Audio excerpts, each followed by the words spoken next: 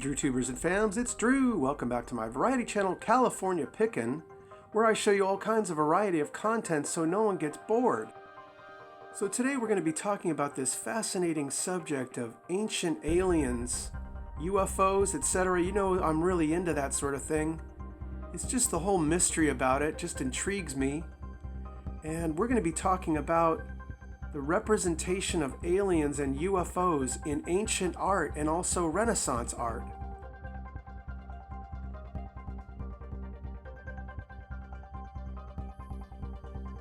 Now, what's really incredible and astonishing is that there are dozens and dozens of ancient civilizations from all around the world that all report a similar aspect of these ancient gods or aliens, UFOs, coming down from the heavens and influencing their societies, their civilizations, manipulating them, guiding them from all around the world, guys, in all corners of the world, from the ancient Sumerian text with the Anunnaki and the ancient Egyptian peoples, the Mayans, the Incas, the ancient peoples from Aboriginal people from Australia, the ancient ones in Africa, Japan, China, India with their Vimana technology, the ancient indigenous peoples here in the Americas, the Indians, all report a similar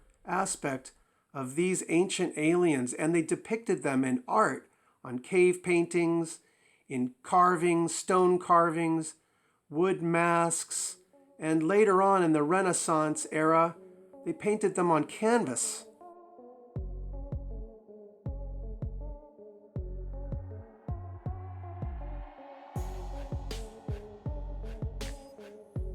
Now what you have to realize is this is all before writing ever came along. There were no books, writing, people didn't read. This came way, way later. A lot of this was even before the wheel was invented. So the way that people communicated was through word of mouth, folklore, and these ancient depictions in artwork. That's how they would communicate. And there are just dozens and dozens of images of these large-headed, alien-looking creatures with large black eyes.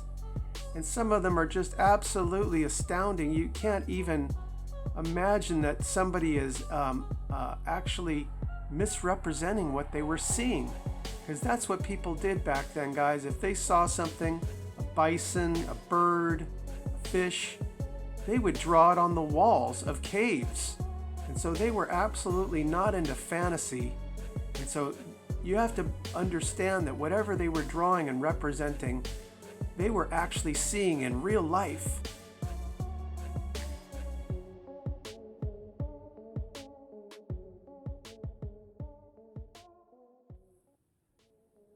Now, some of the earliest depictions of these large-headed creatures come from Africa, and I'm going to show you some pictures on these cave painting walls, but here are two examples from my own private collection.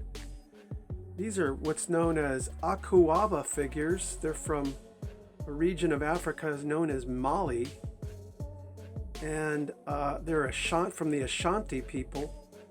And here we see some large round-headed figures, and these are used actually in fertility rituals.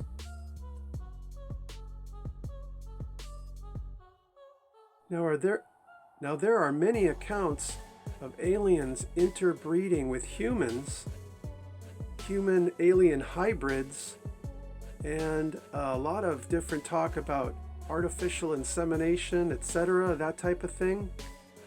And I find it very fascinating that these objects that are known as fertility symbols or items that the women would actually use, they would actually put these on the smalls of their back and sleep with them on the smalls of their back, enabling them to conceive. Now, is it really a coincidence that these Africans use these fertility symbols with these large-headed images or depictions and use them in fertility rituals? I don't really think so.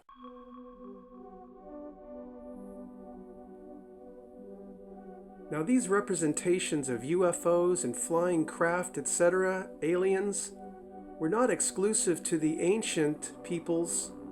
It actually continued on to the medieval periods of time, Renaissance era, 14th, 15th centuries. And I'm going to show you some examples of all of it, starting with the earliest, then moving on into the Renaissance era.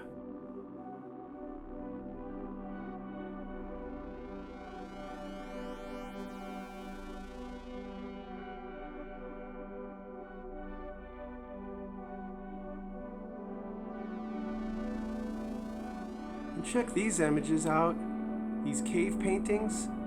These alien-looking, big-headed creatures actually have antennae coming off their head. Look at that.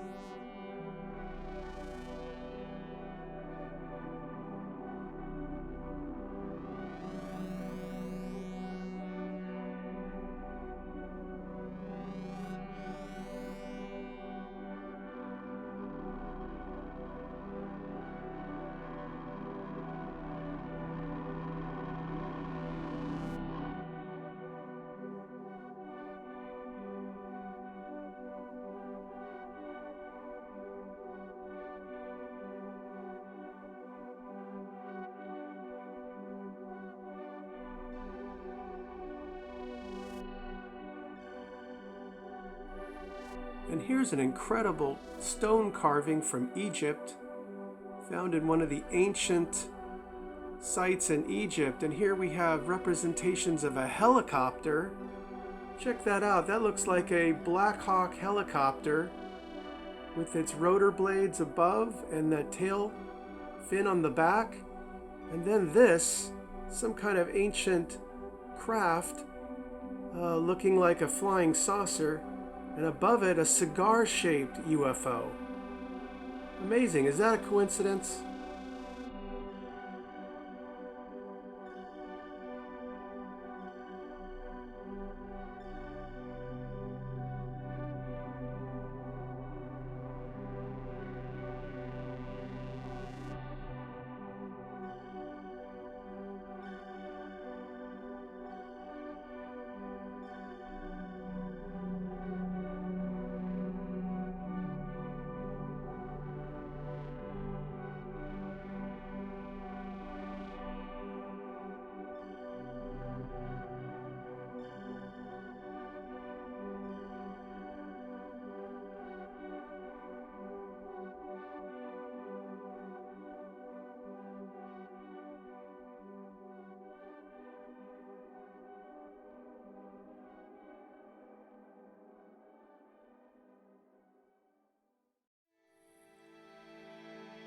Now, back in those ancient times, people believed in gods, plural gods, and it wasn't until later, till different cultures came up with monotheism, believing in one god. And later on, of course, in the medieval and Renaissance periods of time, they depicted these UFOs in religious paintings. And what religion has to do with ancient aliens and technology is really quite fascinating. I believe, and many believe, that many accounts in the Bible were misinterpreted as divine and a God situation, when actually these were ancient aliens visiting our planet and being seen in the sky by uneducated, unscientific peoples who thought they actually were seeing visions of gods and angels.